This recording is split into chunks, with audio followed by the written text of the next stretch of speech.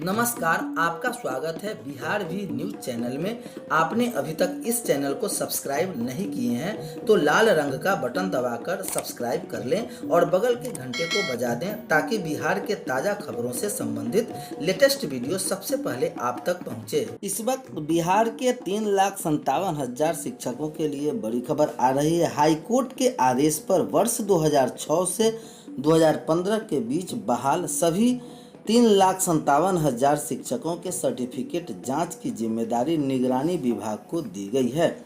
शिक्षा विभाग ने साफ कर दिया था कि जो शिक्षक 20 जुलाई तक सर्टिफिकेट अपलोड नहीं करेंगे तो माना जाएगा कि उनकी बहाली गलत तरीके से हुई है। वैसे 7,665 ने सर्टिफिकेट अपलोड नहीं किए।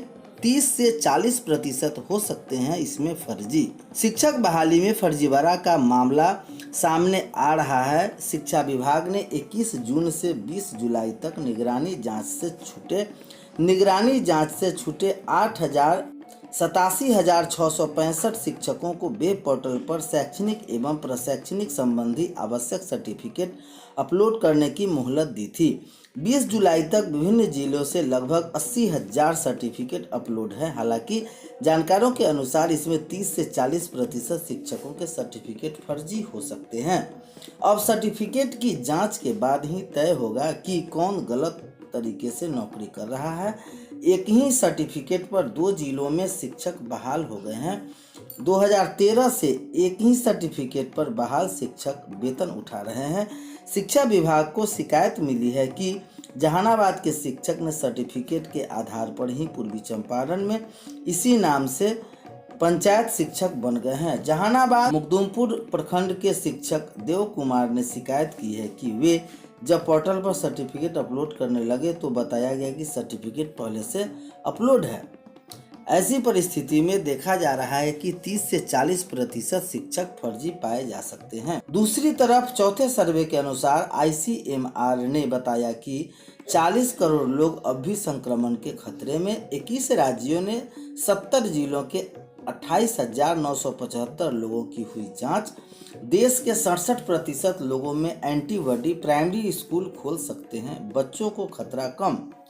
कोरोना की तीसरी लहर की आशंका के बीच भारतीय आयुर्वेद अनुसंधान परिषद ICMR ने चौथे सिरे सर्वे के नतीजे के उम्मीद की किरण दिखाई है। इसके मुताबिक देश के 67.6% लोग करीब 66 करोड़ में कोरोना एंटीबॉडी बन चुकी है। हालांकि करीब 40 करोड़ लोग अभी ऐसे हैं जिन्हें संक्रमण का खतरा है। इसके साथ ही ICMR ने कहा है कि बच्चों को संक्रमण का खतरा अपेक्षाकृत कम है। ऐसे में स्कूल खोले जा सकते हैं। मंगलवार को सर्वे के आंकड़े जारी करते हुए ICMR ने बताया, चौथे देशव्यापी सारो सर्वे में 6 साल से ऊपर 28,975 लोगों को शामिल किया गया था।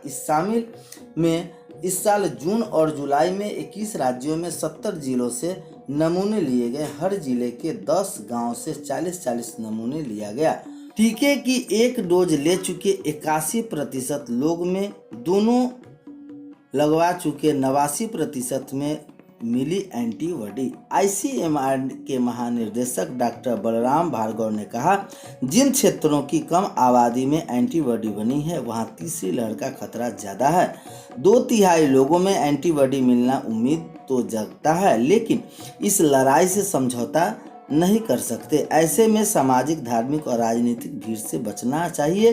टीके के एक डोज लगवा चुके 81% और दोनों डोज ले चुके 89.9% में एंटीबॉडी मिली। टीका न लगवाने वाले 62.63 लोग में एंटीबॉडी मिली है।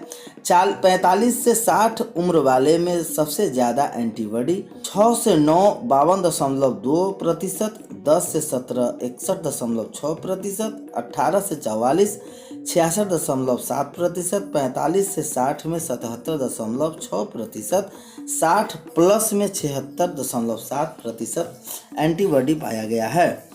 इस सीरो सर्वे में शामिल देश के 7,252 स्वास्थ्यकर्मियों में 85.2% में एंटीबॉडी मिली, जबकि 10% स्वास्थ्यकर्मियों के वैक्सीन ही नहीं लगवाई है।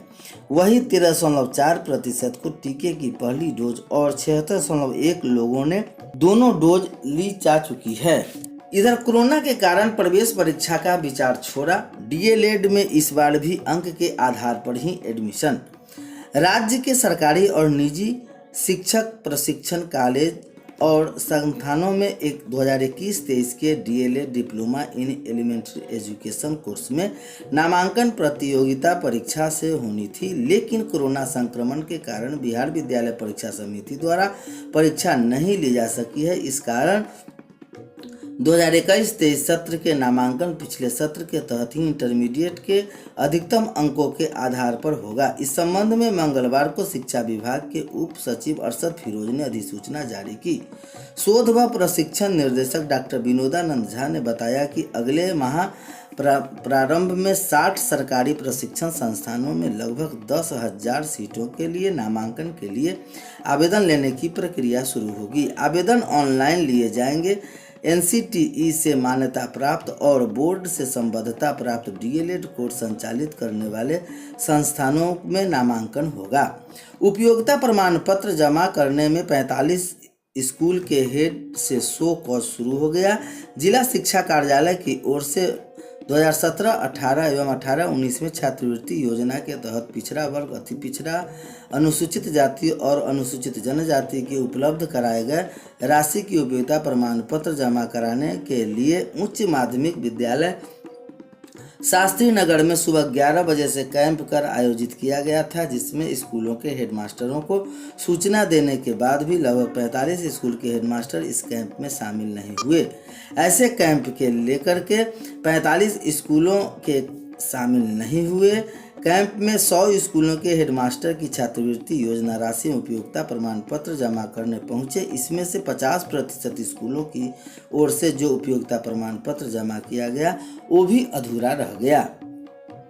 इस वर्ष शिक्षा विभाग 75,000 छात्रों को ही देगा स्टूडेंट क्रेडिट कार्ड। यह पिछले साल की तुलना में 25% कम होगा।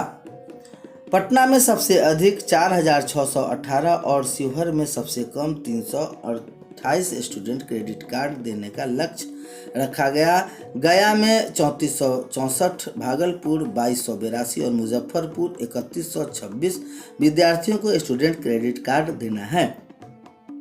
शिक्षा विभाग ने सत्र 2021-22 और 75 स्टूडेंट को शिक्षा लोन देने का लक्ष्य रखा। पिछले साल से यह 25% कम लक्ष्य है। शिक्षा विभाग ने सभी डीएम और डीईओ को लक्ष्य के अनुसार छात्र छात्राओं को उच्च शिक्षा के लिए लोन दिलाने के लिए आवश्यक कार्रवाई करने का निर्देश दिया है।